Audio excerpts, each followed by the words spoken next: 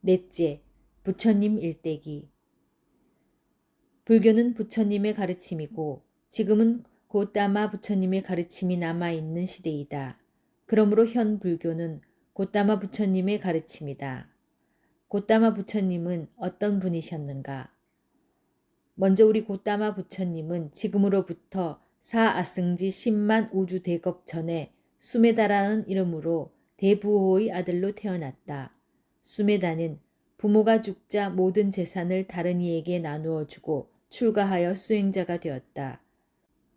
이때 디팡카라 부처님 연등불께서 세상에 출현하셨다. 수메다 행자는 부처님이 출현하였다는 소식을 듣고 부처님을 뵈러 갔다. 디팡카라 부처님과 40만 명의 아라한 제자들이 지나가는 진흙길에 자신의 머리를 풀어 엎드렸다.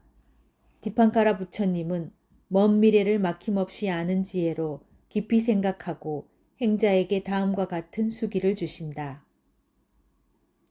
지금으로부터 사아승지 10만 우주 대겁이 지난 후에 고따마라는 이름의 붓다가 되리라. 이러한 수기를 받은 수메다 행자는 진정한 보살이 된 것이다. 보살이라는 명칭을 우리나라에서는 제가 여신도에게 쓰고 있는데 너무 가벼이 쓰지는 않나 돌이켜볼 일이다. 보살은 일체지를 갖춘 붓다가 되기 위해 오랜 세월 바라밀행을 닦는 일을 말한다. 보살이 되기 위해서는 부처님으로부터 수기를 받아야 하는데 수기를 받는데도 다음과 같은 8가지 조건을 갖추어야 한다. 첫째, 수기를 받을 당시에 사람으로 태어나야 한다. 둘째, 남자이어야 한다. 셋째, 그 생에서 원한다면 바로 아라한과를 증득할 수 있는 지혜 수행이 무르익어 있어야 한다. 넷째, 분명하게 현존하신 부처님을 직접 뵙고 수기를 받아야 한다. 다섯째, 인과응보를 믿는 전견을 갖춘 수행자나 출가자이어야 한다. 여섯째, 세간 팔선정과 오신통을 갖추고 있어야 한다. 일곱째, 일체지를 갖춘 정등각자가 되리라고 서원을 세워야 한다. 여덟째, 붓다를 이루려는 서원이 지극해야 한다. 보살이 되어 바라미를 닦으려는 이는 1만 우주 안에 벌겋게 타오르는 숯불을 채우고서 그 숯불을 다 밟고 지나가야 한다 해도 조금의 주저함 없이 건너갈 수 있어야 한다. 위에서 본 바와 같이 부처님 되기도 어렵지만 보살이 된다는 것도 너무나 어려운 일이다. 수기를 받아 보살이 된 이는 그때부터 바라밀을 완성시켜 나간다. 보살이 닦는 바라밀은 10가지로 10바라밀이라고 한다. 그것은 다음과 같다. 첫째, 보시바라밀, 다나바라미, 베풀고 보시하는 바라밀. 둘째, 지게바라밀, 신라바라미, 5개, 8개 등 자기에게 관계된 계를 잘 지키는 바라밀. 셋째, 출리바라밀, 네캄마 바라미, 세속적 영화를 버리고 출가 수행하는 바라밀. 넷째, 지혜 바라밀, 빠냐 바라미, 지혜를 가진 이를 친근하여 법을 묻고 지혜를 증장시키는 바라밀. 다섯째, 정진 바라밀, 위리야 바라미, 모든 선업 짓기를 목숨 걸고 노력하는 바라밀. 여섯째, 인욕 바라밀, 깐띠 바라미, 다른 이가 존경하거나 혹은 존경하지 않고 경멸하더라도 참고 견디는 바라밀. 일곱째, 진실 바라밀, 사짜 바라미, 바르고 진실되게 말하는 바라밀.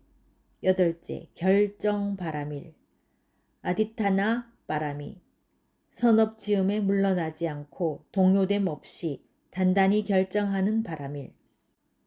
아홉째, 자애 바라밀, 메타 바라미, 모든 중생이 번영과 이익 얻기를 바라며 행하는 바라밀.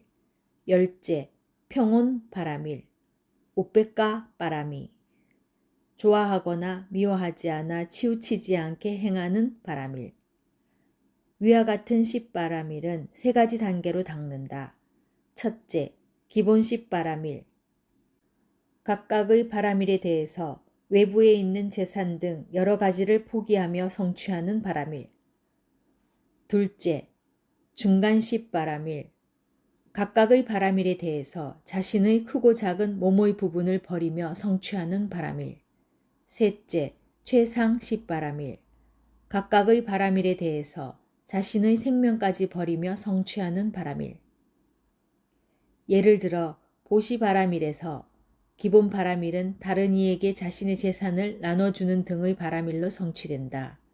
중간 바라밀은 다른 이가 자신의 팔, 눈, 장기 등을 요구하면 기꺼이 보시하는 바라밀이다. 최상 바라밀은 다른 이가 자신의 생명을 필요로 할 때 목숨까지 버려가며 성취하는 바라밀이다.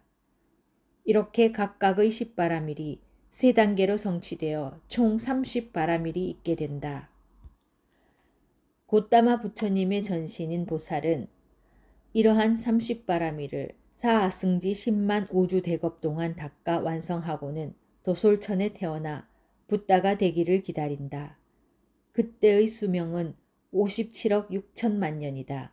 도솔천에서 수명이 다해갈 때 1만 우주의 천인과 범천들이 보살에게 인간으로 태어날 것을 청한다.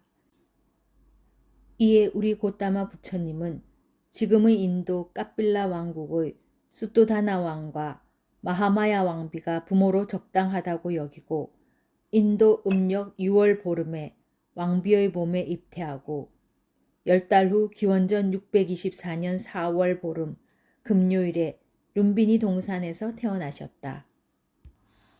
부처님의 종족은 석가족, 사끼야족이며 성은 고따마이다. 이름은 시타타이며 모든 이로움을 성취한다는 뜻이다.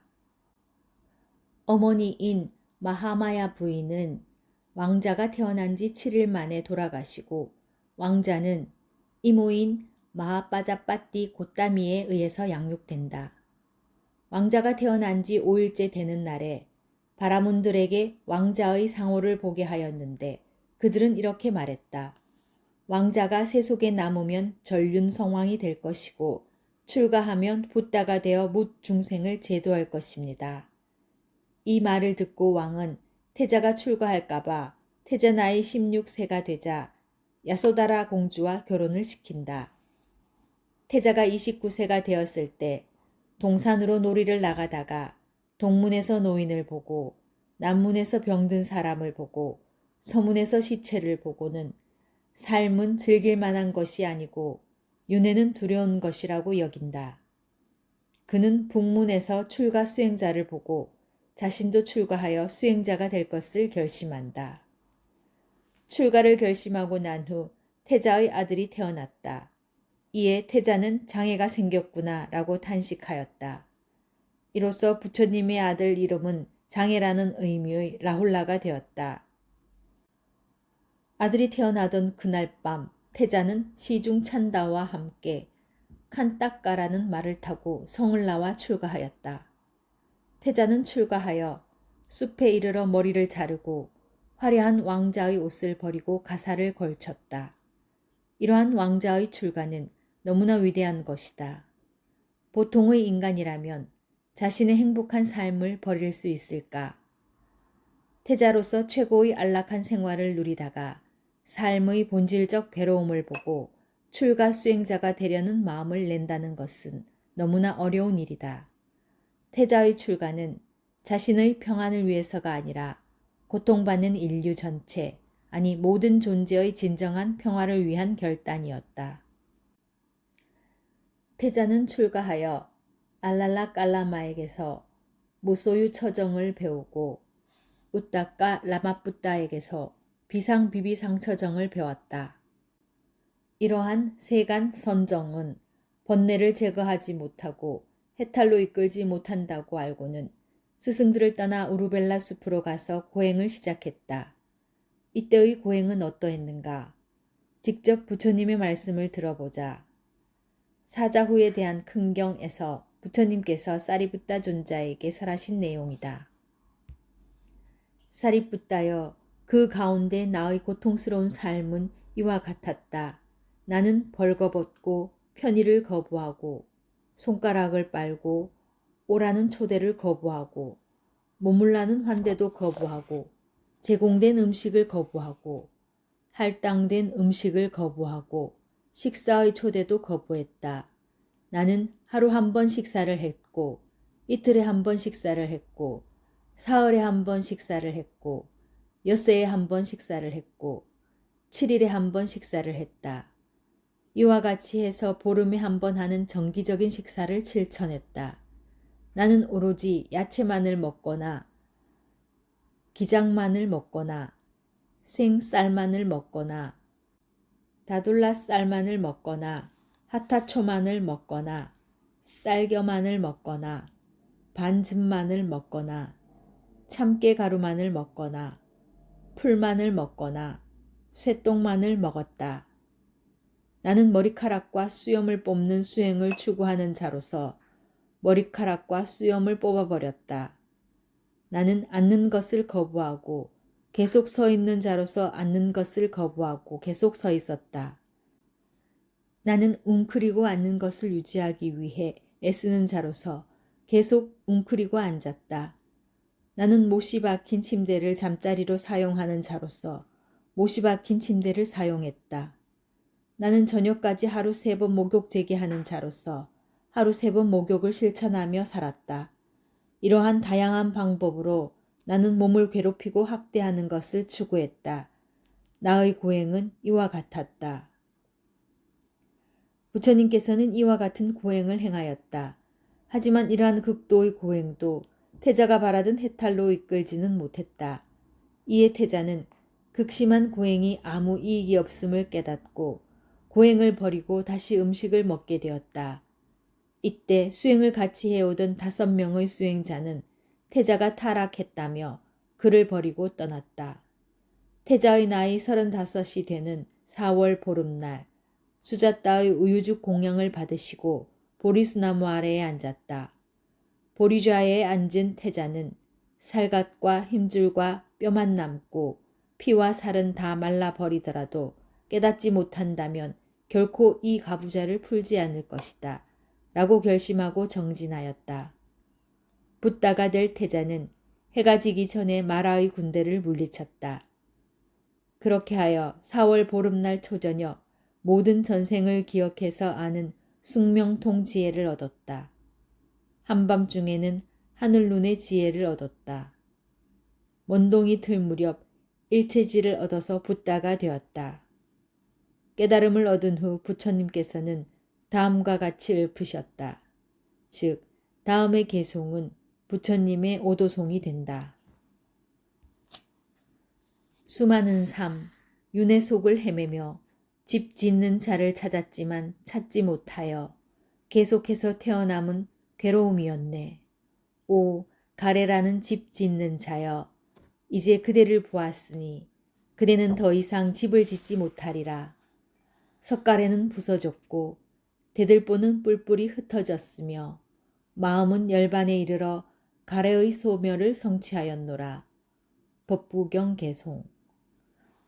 부처님께서는 깨달음을 이루고 첫 법륜을 굴리려고 6월 보름에 5 수행자들이 있는 사슴동산으로 가셨다.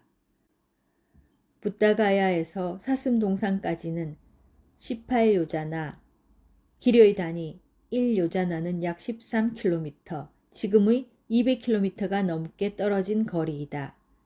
이 먼 길을 부처님께서는 법을 전하기 위해 걸어가셨다.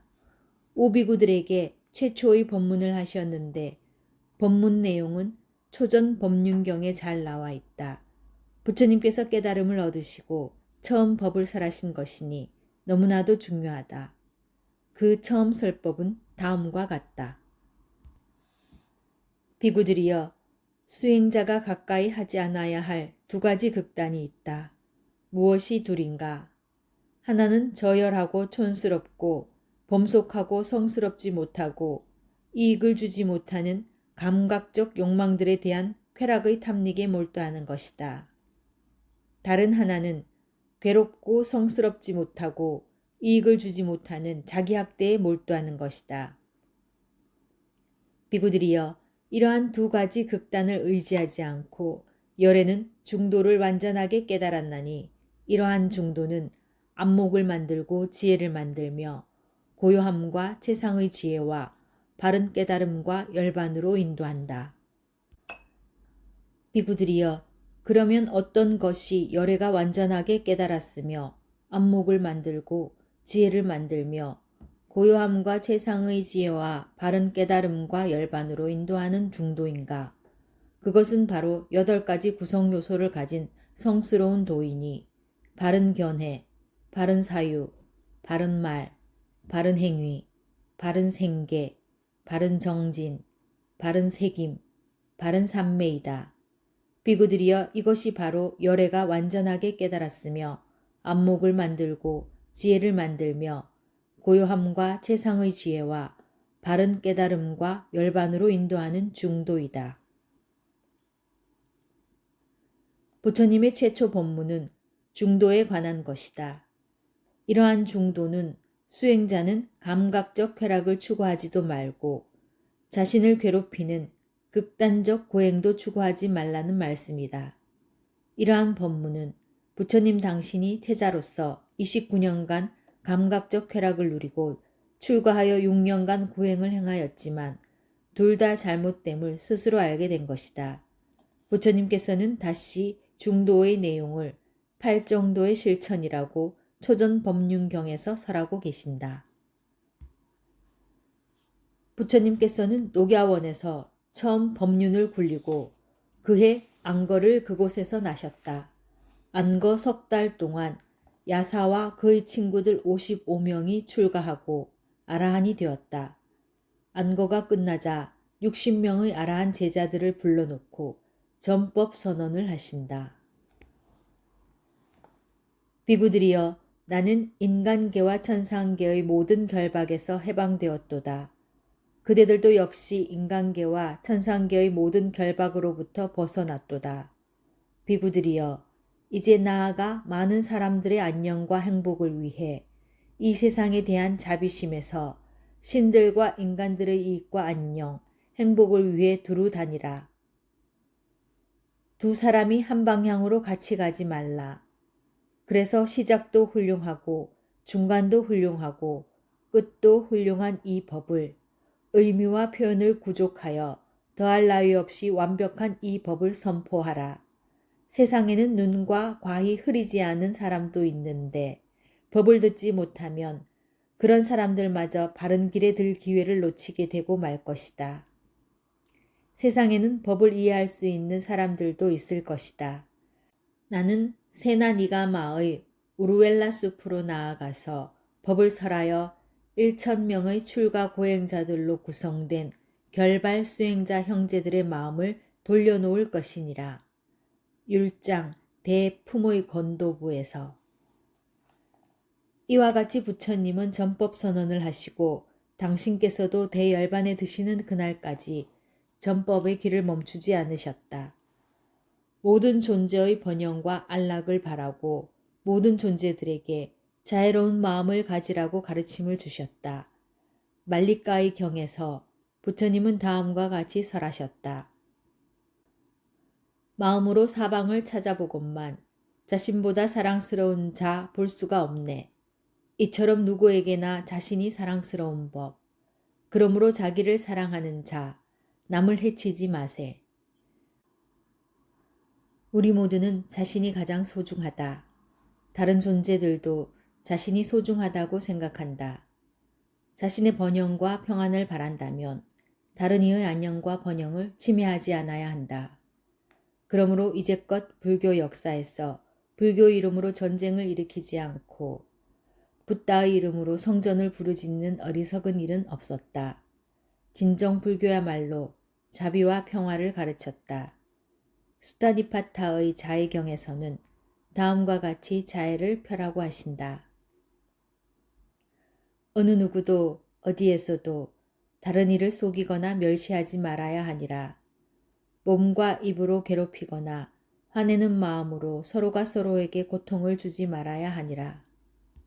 어머니가 하나뿐인 자식을 자신의 목숨으로 보호하듯이 이 세상의 모든 존재에게 한없는 자애를 품어야 하니라. 이처럼 부처님의 자애로운 가르침은 제한이 없다. 불교의 전파에 있어서도 언제나 평화적이다. 총칼을 앞세워 불교를 강요하지 않고 종교가 다르다는 이유로 불교도가 다른 이를 박해한 역사는 없다. 아직 인도에는 계급제도가 존속해 있다. 하지만 부처님께서는 2600여 년 전 이러한 신분제도에 반대하셨다. 부처님의 제자 모임인 상가에는 당시 천민계층인 이발사나 청소부가 있었고 노예 출신 비구니 스님도 있었다. 부처님께서는 숫다니파타의 천한 사람의 경에서 천하고 고귀한 사람은 다음과 같은 이유로 달라진다고 하셨다. 날 때부터 천한 사람인 것이 아니요 태어나면서 바라문인 것도 아닙니다. 행위에 의해서 천한 사람도 되고 행위에 의해서 바라문도 되는 것입니다. 부처님께서는 법을 전하기 위해 흙먼지 날리는 인도 전역을 다니시고 대열반에 들기 위해 쿠시나라로 향하셨다. 부처님께서는 웨살리의 벨루아 마을에서 44번째 안거를 나셨다. 안거를 하는 도중에 부처님께서는 혹독한 병에 걸리셨다. 하지만 부처님께서는 정진력으로 병을 다스리고 회복하셨다. 이에 아난다 존자는 기뻐 부처님께 말씀드렸다. 세존께서 아프셨기 때문에 저는 방향 감각을 잃어버렸고 어떠한 법들도 제게 분명하게 드러나지 않았습니다. 그래도 제게는 세존께서는 비구 승가를 두고 아무런 부분도 없으신 채로 반열반에 들지는 않으실 것이다 라는 어떤 안심이 있었습니다. 아난다여, 그런데 비구 승가는 나에 대해서 무엇을 더 바라는가? 나는 앙과 밖이 없이 법을 설하였다. 아난다여, 열애가 가르친 법들에는 스승의 주먹과 같은 비밀스런 전수는 따로 없다. 아난다여, 그러므로 여기서 그대들은 자신을 섬으로 삼고 자신을 귀처로 삼아 머물고 남을 귀처로 삼아 머물지 말라. 법을 섬으로 삼고 법을 귀처로 삼아 머물고 다른 것을 귀처로 삼아 머물지 말라.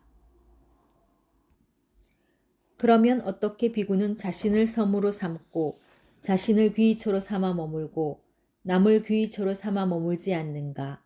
어떻게 비구는 법을 섬으로 삼고 법을 귀처로 삼아 머물고 다른 것을 귀처로 삼아 머물지 않는가?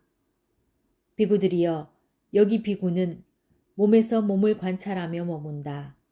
세상에 대한 욕심과 싫어하는 마음을 버리면서 극면하게 분명하게 알아차리고 마음 챙기는 자 되어 머문다. 느낌에서 느낌을 관찰하며 머문다. 마음에서 마음을 관찰하며 머문다. 법에서 법을 관찰하며 머문다. 아난다여, 이와 같이 비구는 자신을 섬으로 삼고 자신을 귀처로 삼아 머물고 남을 귀처로 삼아 머물지 않으며 법을 섬으로 삼고 법을 귀처로 삼아 머물고 다른 것을 귀처로 삼아 머물지 않는다. 대반열반경. 부처님께서는 제자들이 당신을 바라보고 의지하며 따르는 것을 원치 않았다. 대신 수행자들에게 자신과 법에 의지해서 정진하라고 당부하셨다. 자신과 법을 의지하는 구체적 내용은 바로 4가지 알아차림의 확립인 사념처 수행을 말한다. 부처님께서는 계속해서 쿠시나라로 나아가셨다. 쿠시나라 근처의 말라드의 산라숲에서 45년째 안거를 나기 전 음력 4월 보름에 부처님께서는 대반열반에 드신다. 대반열반에 들기 전 부처님께서는 아난다 존자를 불러 다음과 같이 말씀하셨다. 아난다여, 그런데 아마 그대들에게 스승의 가르침은 이제 끝나버렸다. 이제 스승은 계시지 않는다. 라는 이런 생각이 들지도 모른다. 아난다여, 그러나 그렇게 봐서는 안 된다. 아난다여, 내가 가고 난 후에는 내가 그대들에게 가르치고 천명한 법과 율이 그대들의 스승이 될 것이다. 대반열반경. 위와 같은 말씀을 남기고 대반열반에 들기 전 부처님께서는 마지막으로 제자들에게 의심나는 것을 물어보라 하셨다. 하지만 어느 누구도 법에 대한 의혹이 없어 질문하지 않았다. 이어서 부처님께서는 다음의 마지막 말씀을 남기셨다. 이 말씀이 부처님의 마지막 유훈이다. 모든 불자들이 마음에 새기고 받들어 행하여야 할 것이다. 와야 담마, 쌍카라, 아빠마데나, 쌈빠데타. 조곤지어진 것은 소멸하기 마련인 법이다. 방일하지 말고 해야 할 바를 모두 성취하라. 대반열반경.